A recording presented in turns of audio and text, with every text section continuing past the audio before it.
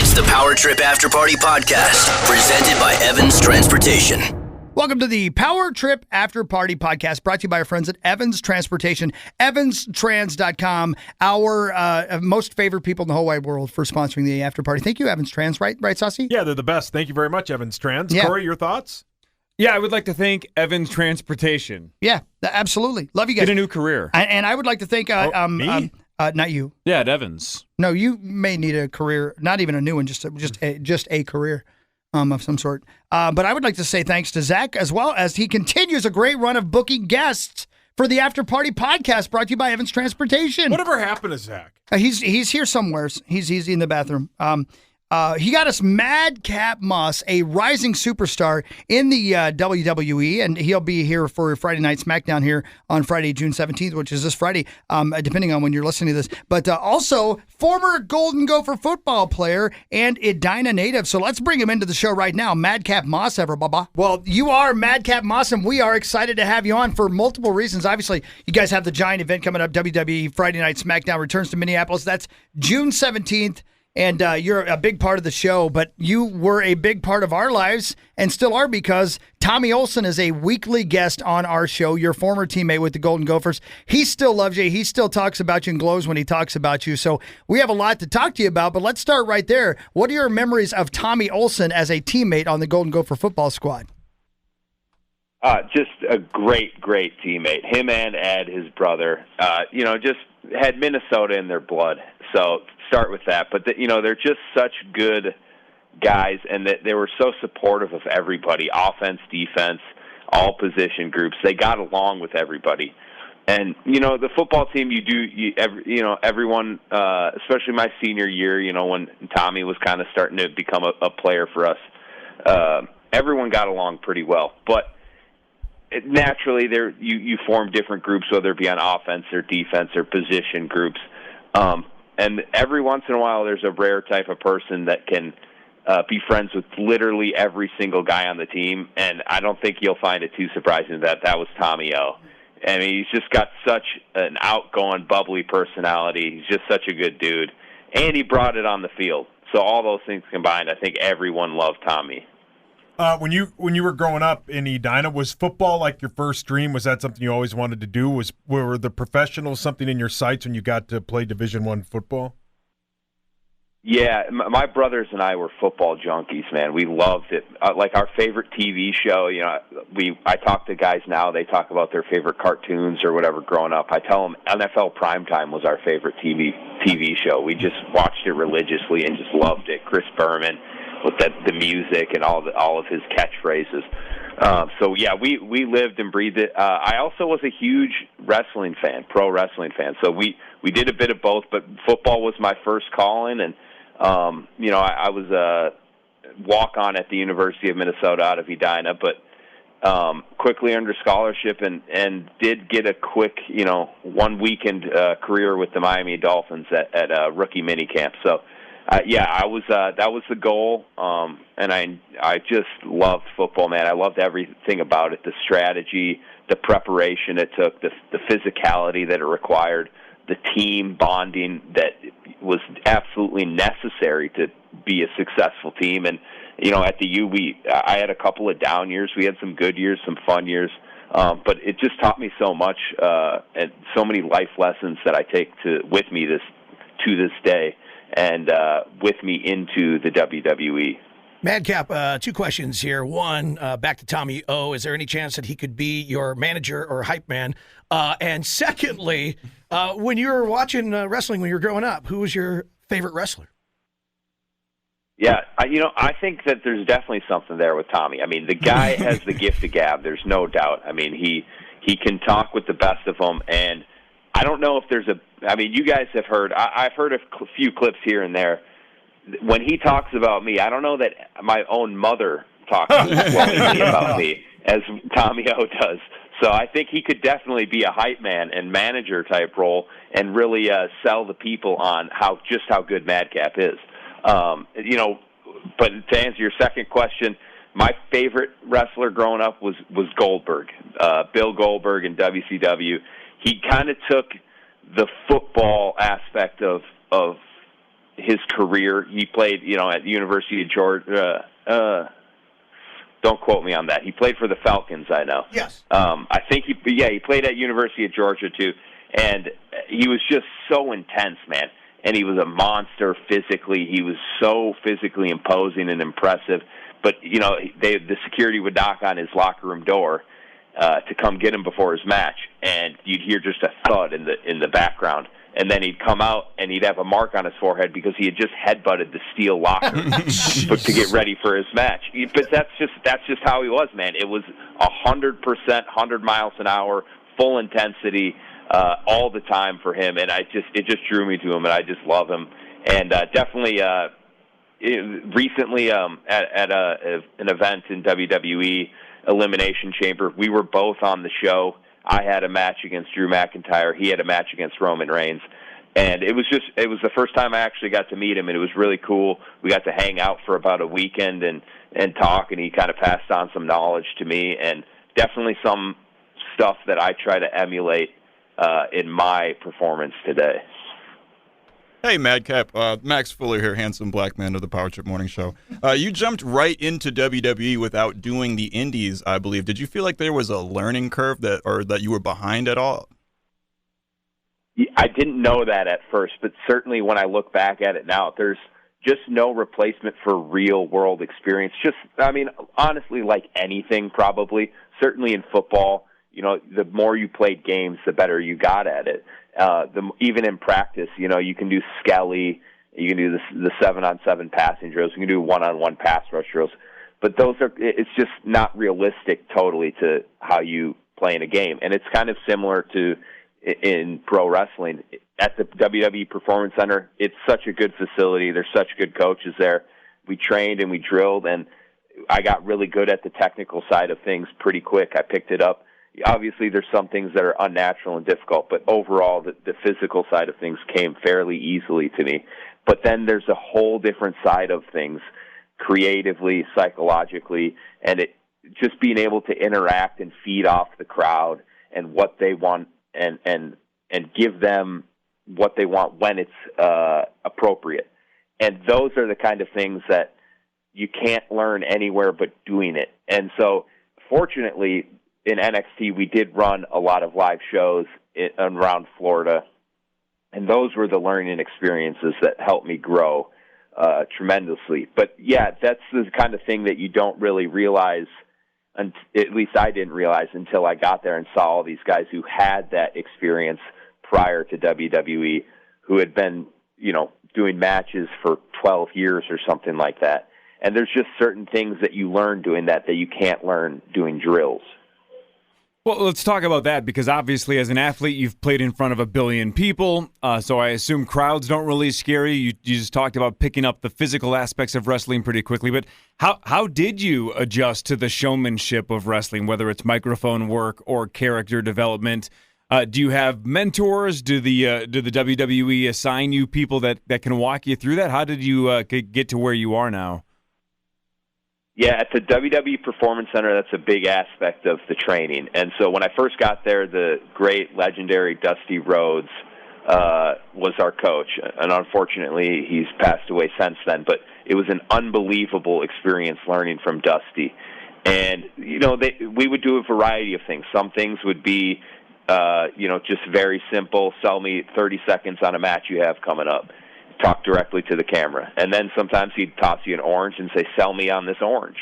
And then sometimes we'd do improv, and sometimes you'd act out as an animal would or something. You just get you comfortable doing a variety of things. But that stuff it comes natural to me in a way, but when I first got there, I was kind of just imitating my favorite wrestlers that I watched growing up. And that's not a good way to do it, because it doesn't come off as authentic. And that's really the key, is you have to be authentic in whatever role you end up playing.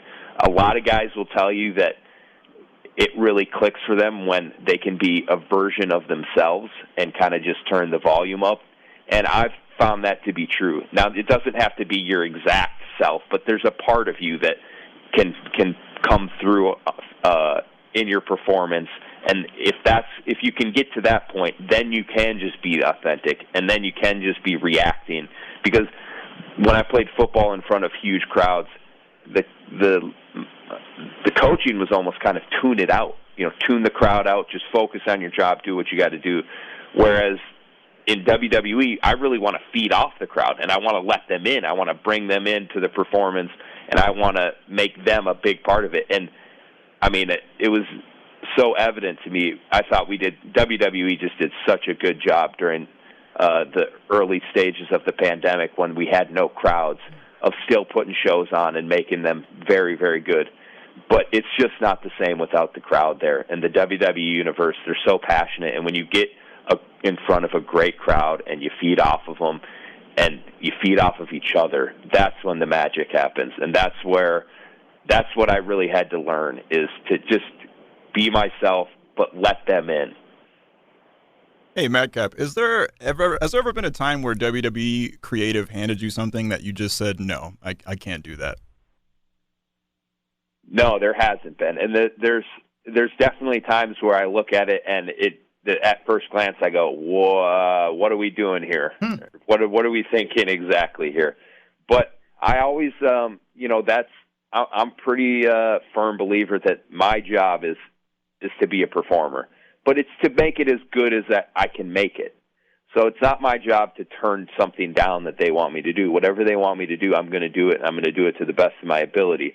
But the great thing is that the creative team will work with me. They'll work with it's a team effort, I might say, I like this part, but can we change this a bit?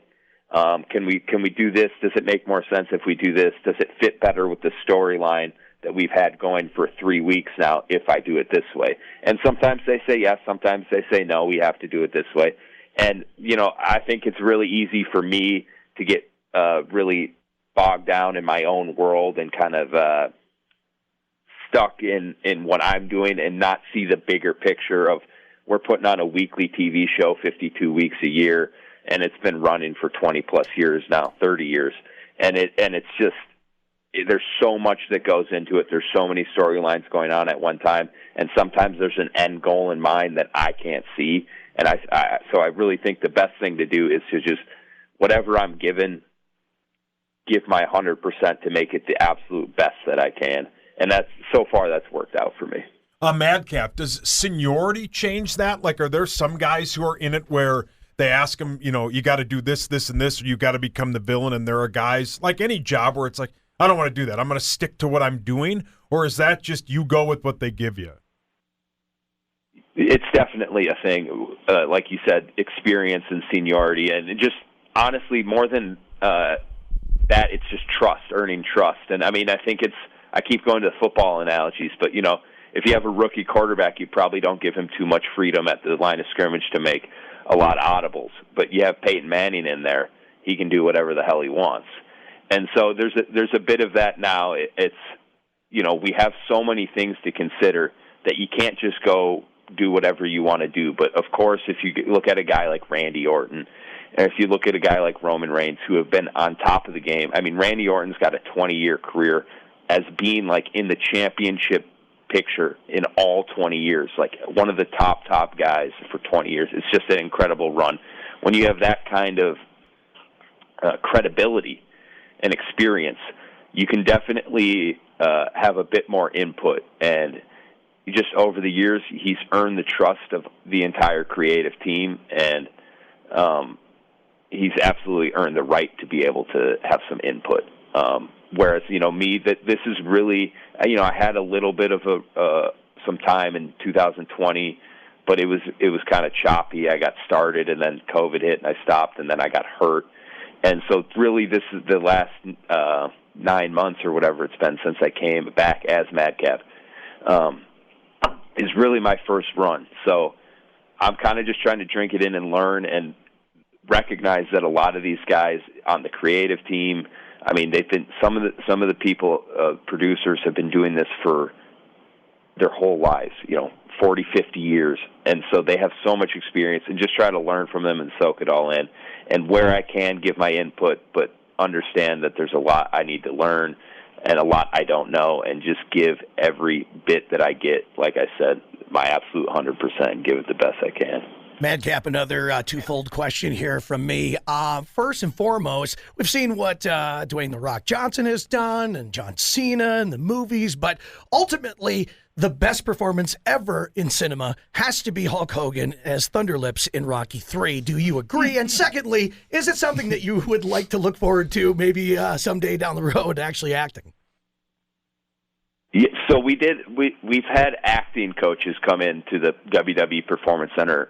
Someone named Howard Fine, who's a big name acting coach. He's worked with Will Smith among other people, and it was a really interesting experience. And he surprisingly didn't play the Hulk Hogan Thunderlips clip from Rocky III as an example of the best acting, because it obviously is the best acting performance of all time. But he didn't use that. But it was interesting because a lot of what we do is very quick. Like I said, we're putting out a weekly show, and most of the time when we get to the arena, we don't know exactly what's going on that night. And so it's kind of rapid fire. It's a bit of, like I said, it's us in the performance. It's your true self in the performance, and sometimes you got to be able to go on the fly, so to speak. Whereas when we took these acting classes, it was very scripted, and you had time to learn the script and really try to put a specific emotion into each line and stuff like that. And it was really cool. There's certainly lessons I can take from that and apply to my performance in WWE. But also it was fun on its own. And when they first got there, the acting coaches, I was young and dumb, and I had a bit of a class clown mentality during the classes, and I got called out for it, and I didn't like it, and we butted heads a little bit. But when they came back a couple years later, and I had matured a bit, I really enjoyed doing the dramatic acting and got a lot of enjoyment out of it, and a bit of fulfillment out of it. It was a really fun experience. So definitely down the line. I mean, right now I'm totally focused on WWE. To me, I'm just scratching the surface and just getting started, and I really want to see how far I can take this. And you mentioned Dwayne "The Rock" Johnson. He actually came and talked to a group of us one time, and someone asked him about being able to go beyond WWE and get into Hollywood and get into acting. And he said that something that kind of stuck with me. He said, we should all want to transcend the business. We should all want to be that big of a star. But you have to master the business before you can transcend it. And so that's kind of the mentality I'm taking right now, is I got to make myself as the absolute best WWE superstar I can before I start thinking about anything beyond that. That is Madcap Moss, and of course, we're talking about the WWE presenting Friday Night SmackDown. That's Minneapolis here, June 17th, featuring Roman Reigns, Drew McIntyre, and so much more. Friday, June 17th, 6:45 here in the Twin Cities. This is all, of course, brought to you by Evans Transportation here, the After Party podcast. We'll take a short break and come right back. And we're right back. Again, Madcap, thank you for your time. As we get ready to see you here at the Friday Night SmackDown, you're coming into the Twin Cities. You're going to have a lot of family here and such like that. But you're also entering the world, once again, that you grew up in that was dominated by Brock Lesnar. And I wonder, in a room full of giant personalities, of intimidating men, including yourself, when Brock walks into the room, even these days, is he still the most intimidating man in the room? He commands a presence. There's no doubt, man. He is just, to me, he is one of one. I mean, he's just a once-in-a-lifetime guy in so many ways. Just a physical specimen. But, yeah, the attitude he has and the confidence that he carries, knowing that he can, whoop anyone's you-know-what whenever he wants, you can feel it.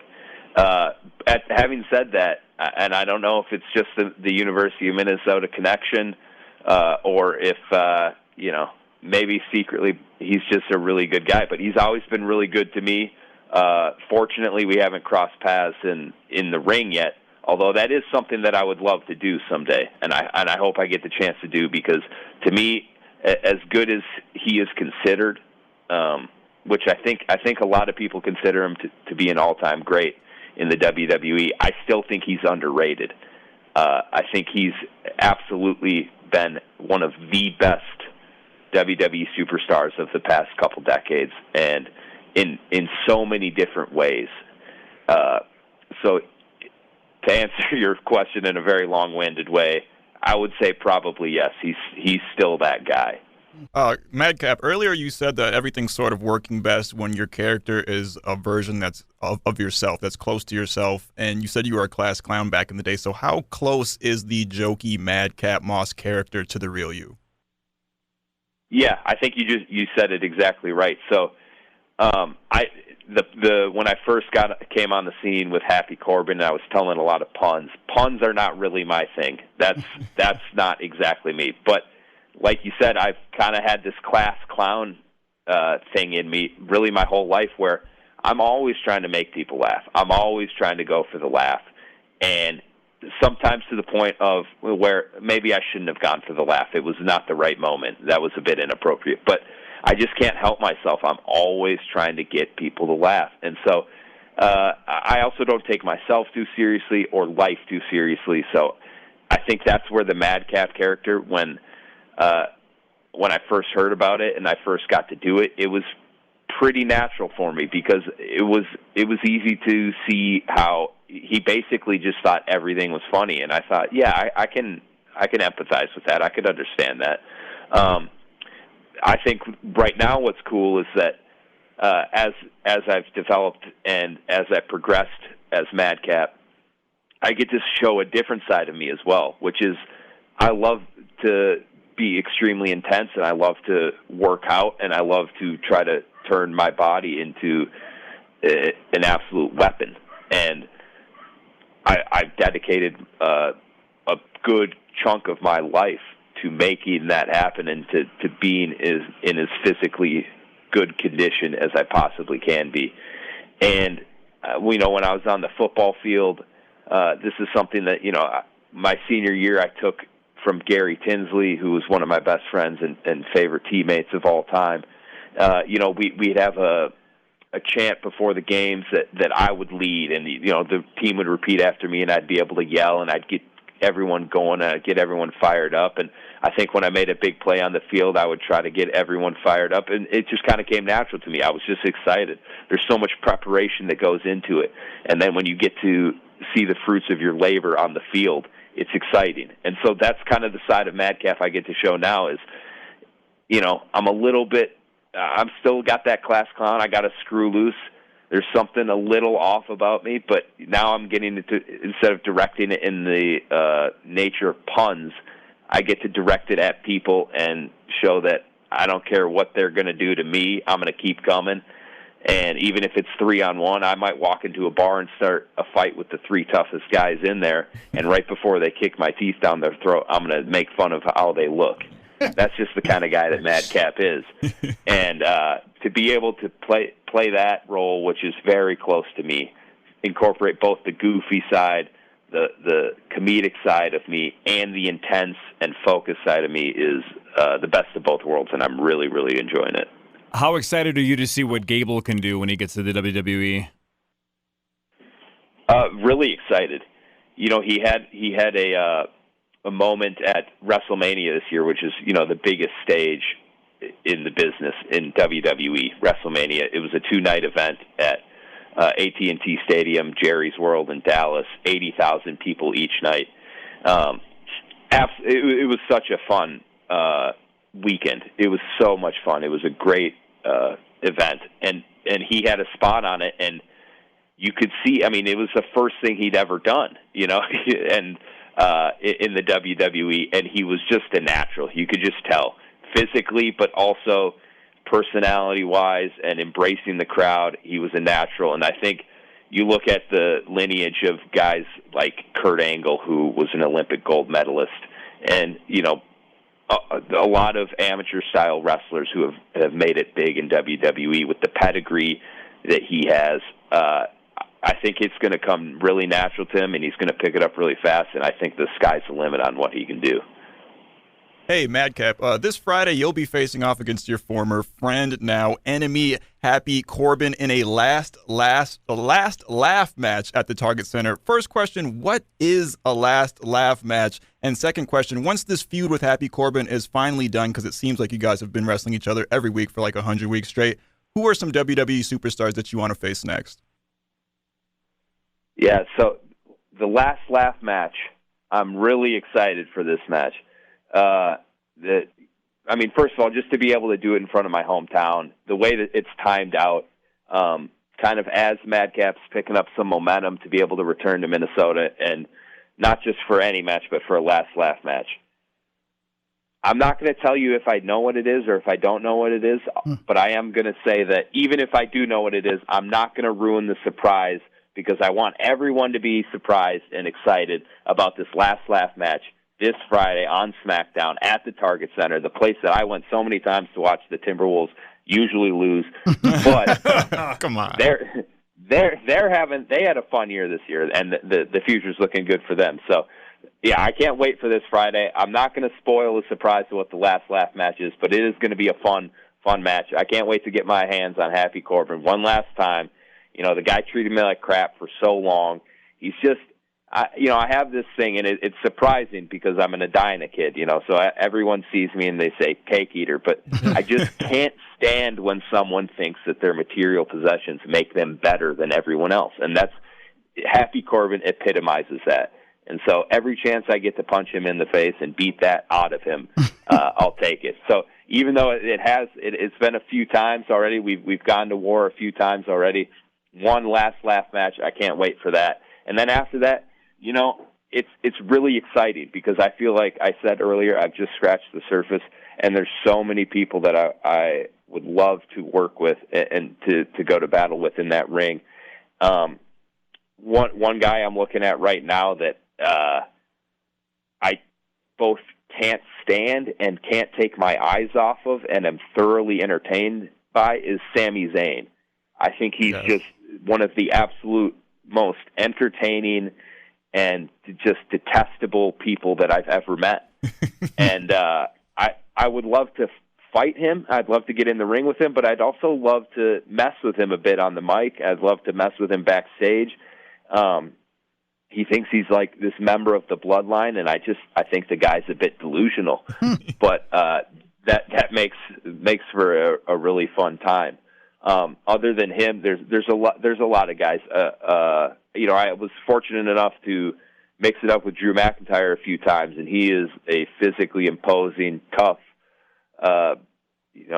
Scottish warrior, but someone who I'd like similar style is Sheamus. And, he's another guy who's had an unbelievable run in WWE, just over a decade of just really, really good performances and championship runs. I mean, he's done it all, and he's physical, he's tough, they call him the Celtic Warrior, so I'd love to do battle with him. I mean, those kind of matchups where it gets real physical, another big guy in there, and they're not afraid to take a punch or give a punch. Those are the kind of matchups I love. And then, this one at this point may seem like a bit of a stretch to some people, because the guy's on just an absolute all-time run right now. But I'd love to get a shot at Roman Reigns. I mean, he is the pinnacle of the business right now. He likes to say he's in God mode, and it's hard to disagree with him. God meaning greatness on a different level. I mean, it's just unbelievable what he's done over the past 8 to 10 years, but specifically in the last few, he's really just been untouchable in every aspect of the business. But I think that someone needs to eventually dethrone the guy, and I look at myself and I say, why not Madcap? And so that's, I got my work cut out for me. I got a ways to go before I get there, but that's definitely something that I'm eyeing right now. Madcap Moss, dude, first of all, thanks for the time. Second of all, congrats on your success and looking forward to seeing even more of it. Don't forget Minneapolis here, June 17th, Friday Night SmackDown coming right up, and we'll all see you there. And we'll give a special message to Tommy Olsen if you got anything you want us to say to him for you. Yeah, just say this. Oli! That's the best ever. He's going to love that so much. You know it, dude. Hey, it's great to talk to you. We hope to get to see you again sometime soon. Yeah, it was great talking to you guys. Thanks for the call. There you go. Take care. Again, thanks to Evans Trans, Evans Transportation, evanstrans.com for sponsoring the Power Trip After Party. Love that kid, man. Good dude, huh? Yeah, that was great. Yeah, third, I believe, was third on the team in tackles in his final year with the Gophers. Was all-state selection as a high school football player He to scored Dynid. like 21 touchdowns his senior year. What position?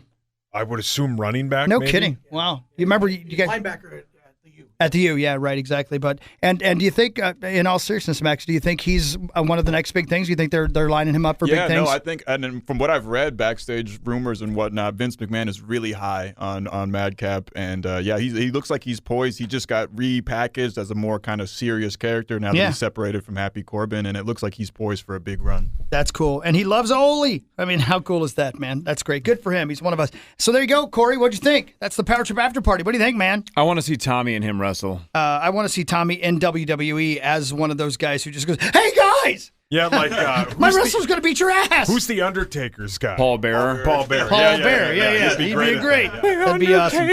Tommy What would a be the great best. bit. That's all he did, right? Yeah. Sunday night. Probably got paid handsomely. He's gonna pay. Again, thanks, I Evans. have a solid That's a Paul solid one. Bearer You got to impression. bring that on the show I tomorrow. thought he was here for I a believe minute. he's dead, but Well, I think he's shit. dead. If he's messing with the Undertaker, he might come You back. goddamn Yeah, right. you Bring him right back. Again, thank you, Evans Transportation, for sponsoring this stupid show. We appreciate it very much. You're looking for a job or you're looking for somebody to help you out with all your transportation needs, evanstrans.com. Bye, everybody.